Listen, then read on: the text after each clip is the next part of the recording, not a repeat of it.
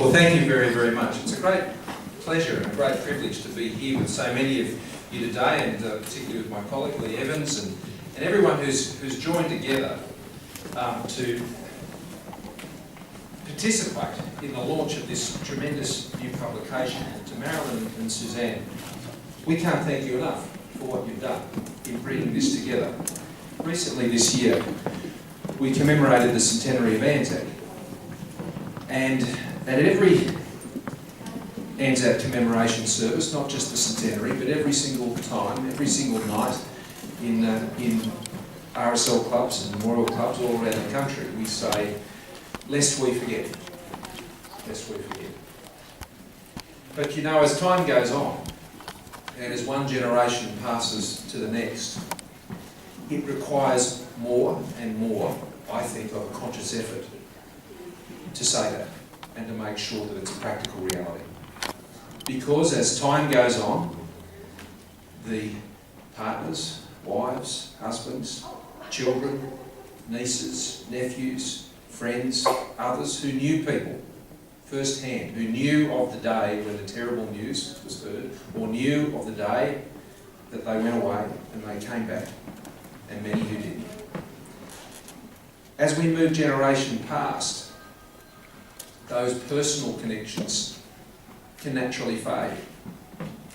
And I think it's so important that as we recognise that physical fact, that our communities work all the more harder to ensure that the memories of those who are the reason why we have the greatest country on earth today, and that we get to live in the best part of it, we can say thank you to them.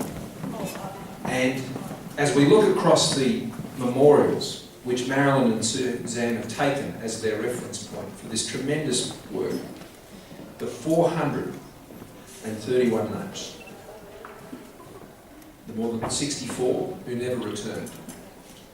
And as young people look up on those memorials and on those names, the great risk is they'll just be names, and that the stories behind those names will drift and be lost.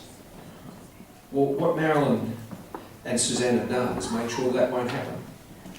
What they've done is made sure that the names that sit on the memorials in our Shire, the reason why they're there, their connection to the Shire, the families they came from, the places that they're involved in, the surf clubs, the churches, the community organisations, the friends they knew and associated with, the houses they lived in, the houses they built, the fact that they'd come back after the war and made this their home for many of them.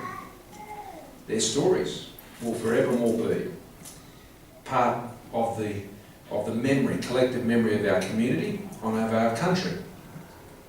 It was a great pleasure to be able to have a role in Senator Ronaldson, Minister for Veterans Affairs' apology today, and I'm very, very pleased to be able to represent him, not as the Minister for Social Services and a ministerial colleague, but as the member for Cook, as the member from our local community. And through the commemoration of Anzac's funding, we were able to provide support to ensure that this important work was published.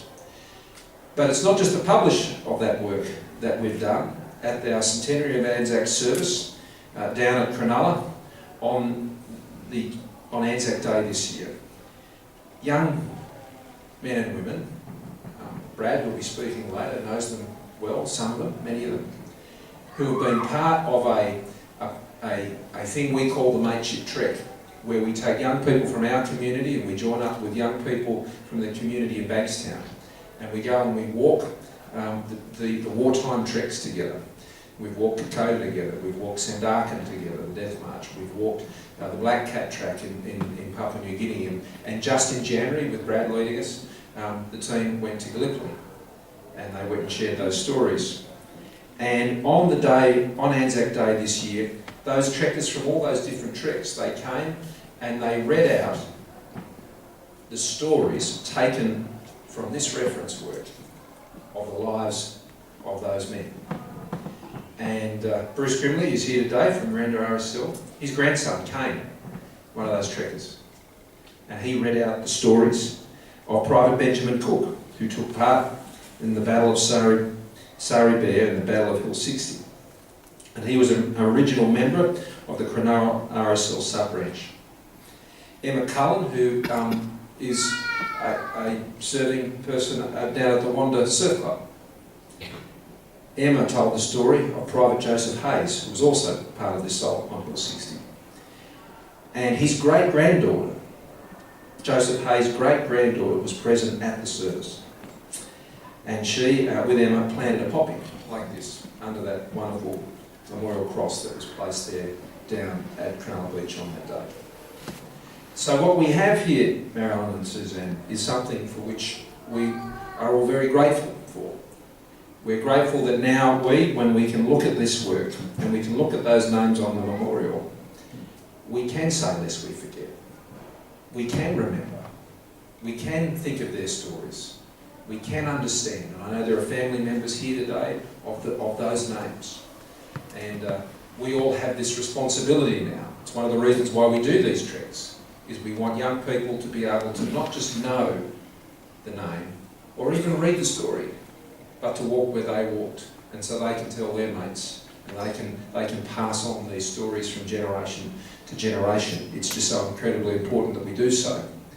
And in the Parliament present, we're going through the tributes and the commemoration addresses from all members as we speak of our own special commemorations of the centenary of Anzac. And all of those records will be not only forever on the parliamentary Hansard, but they are all to be bundled together and handed over by the Speaker and the President to the Australian War Memorial. And when I've had that opportunity, I suspect in the next week, not only will I speak of the things we've spoken of today, but I will take Marilyn and Suzanne's work and I will table it in the Parliament. And this will forever be a record of the service of men and women in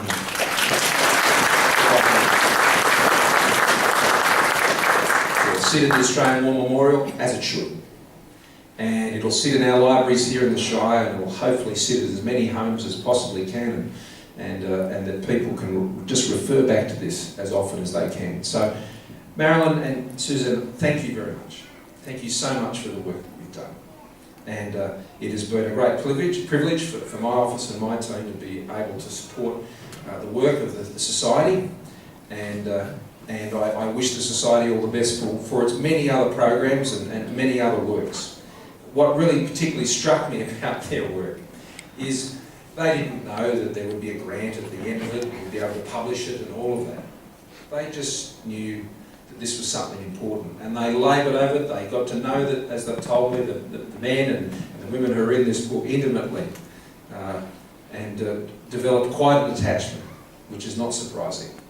And fittingly now we can all form that attachment. So thank you very much, and I'm very pleased to launch this today together with all of you who have joined together, and Brad and the other members of the Society, and to wish you all the very best, and looking forward to having this become, a part of every Anzac Day, of every commemoration, of every service.